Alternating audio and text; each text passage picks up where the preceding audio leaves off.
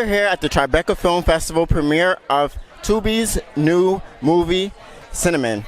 It stars Hailey Kilgore, it stars Pam Grier, and it stars Damon Wayans. So we're going to check it out, and we want you guys to check it out on Tubi. So with the movie today, it's a reinvention of the black noir genre. So can you talk about that reinvention of the black noir? It's not reinvented, it never went away. We're showing it. We're just showing other aspects of our community that are real. I felt that the characters were so my family. It's my family today. And it'll be beyond. We're not going to change. We'll always have Romy Rome. You know what I'm saying? We're always going to have our flavor. Can you talk about working with Hailey Kilgore in the film? Oh, it was wonderful. It was so much fun. I'm not going to spoil it. Have you seen it? I'm not going to spoil it. But she took it. She took one for the giver. I remember you just mentioned you were a judge at Tribeca. Yes. So can you talk about that experience? It took me my entire career to be able to be asked to be a judge, because you're looking at 30 to 50 films, and so it's very, very difficult to look at films and be objective and look at so many different things. So can you tell us about preparing for the role? Oh my gosh, it was so funny because I was in a really interesting situation where I was filming a TV show when I booked the role, and the whole thing was, okay, you're literally going to go right from your last scene to filming the show. So there wasn't a lot of prep time for me, but I just did as much script work as I could. And grounding exercises, I really got to know the character. I watched a lot of Jackie Brown with Pam Grier, and yeah, I feel as prepared as I could be. And so working with Ms. Pam Grier, can you talk about maybe some advice that she gave you? Oh my gosh, you know, Pam really taught me that it's just as important to have fun, have a good time, and really make it yours. So I'm really grateful, because I can get a bit serious and a bit invested in the work. But it's really nice to stop and laugh, you know. And so you're one of the most promising singers that we have here. Oh, thank you. Music on the set and like the music that you're listening to that was inspiring you? Oh, that's a really good question. I love that. I was listening to a lot of the divas, like 90s Mariah Carey. Like, I just needed to feel saucy. I needed to feel sultry. I needed to feel sexy and strong. Lots of Whitney Houston, but also I listened to En Vogue, Salt and Pepper, just all of the. I mean, I'm a 90s baby, so I just love the 90s music. But I was listening to like the heavy hitters for sure. I'm a 90s baby too. Yes. Yes. What music was inspiring you on set? You know what? I kind of was listening to it feels like it has like an old school kind of period vibe to it, even though it's not necessarily a period piece. It's kind of like a town that maybe you can't tell if they were, I don't want to say left behind, but they aren't like exactly where everyone else is in 2023. So some Bobby Womack, Marvin Gaye, like that kind of vibe. Yeah. And what stood out about your character the most in the film? Just his love for his mother, you know, his relationship with his mother and how much he cares for her and loves her and the bond that they have together. That's what really stuck out to me the most. Can you talk about working with Pam Grier? Yeah, Pam played my mother in the film, and it's like we were able to get really close, and she's just such an open vessel and kind and generous, and it's just like it's like a dream come true to be able to work with a legend and then have someone actually be kind, you know, when you meet them.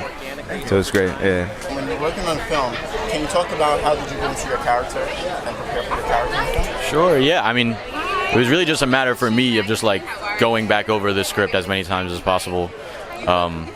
Approaching, I don't know, I went to acting school, so we have all those methods and stuff, but in terms of actually just like getting into character, for me it was just a matter of becoming as comfortable as possible after I did all the script work. So, you know, day one might have been the most nerve-wracking thing in the world for me, but by day 2, day 3, day 4, I felt like I was kind of sinking into it way more, just because you need to make relationships with the crew and stuff and the cast. So. And so music is a big part, especially of the film. So can you talk about some of the music that you listen to or helped inspire you or that helped you in like the setting and Yeah. Absolutely. It's a good question. I'm a big fan of the Rolling Stones. My whole family is a fan of the Rolling Stones, and I feel like, you know, not that the film takes place in the 70s, but that black exploitation genre, kind of 70s, 80s, 60s, and the Stones, that's like the epitome of their music. So listening to a lot of the Rolling Stones, and also just the typical stuff that gets me hype. I listen to a lot of J. Cole and Dreamville and stuff like that. So. Big drama. I couldn't even answer. All the Twitter. There was I'm so gonna much. totally regret. I've been listening to a lot of Born Sinner, J. Cole. So like the song, Is She Gon' Pop? But that's not a good hype song. Tribe by J. Cole and Boz. I'd say that's probably. And then favorite Stone song, I'll go basic. Sympathy for the Devil. With this film today, Yeah. it's also in the genre of black noir. Yes. So can you talk about the black noir genre and the reinvention of the Yes. black noir genre? I think the idea is that like with black exploitation, we had a period of having the greatest black genre films ever, and they had like this sort of a political understanding that like it was an uprising of black culture, and I think now that looks a little different. Now with black noir, it's like we're taking black folklore, people who want to get out of their situation, and we're putting them in movies that we wouldn't often see them in. Those movies kind of don't exist anymore, those black genre films, and so we just wanted to reinvent that, and we renamed it Black Noir instead. And music plays a big part, especially in the film. Yes. Can you talk about maybe some of the music that you guys were listening to on set that helped inspire you during filming? Absolutely. Hey. Yes. A lot of the music, like, you know, Pam's and Coffee and whatnot, and so we wanted to keep the music really like upbeat and like moving. So with the score, it's a lot of that. But then like there's a lot of funk elements in the movie. There's a lot of really like soulful stuff. Like Adrian Young did some music for the film, and it's wonderful. And then Daniel Treliza came in and did the score, and it's fantastic, and it's very reminiscent of black exploitation films of the 70s, but it's also very just like modernized. So yeah. When you're producing a project and producing a project like this with black film and black noir, can you talk about delving into the black noir genre?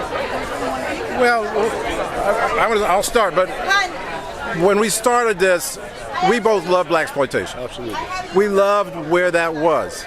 But today we have so many talented black people. We said, where's it going to go?